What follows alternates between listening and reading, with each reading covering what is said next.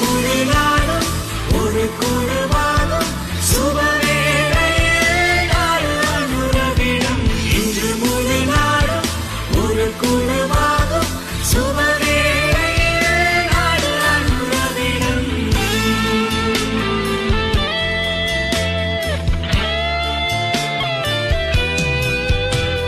மனித உணர்வினை கருத்தினில் எடுத்து இருளறக்க நீ அழித்தே.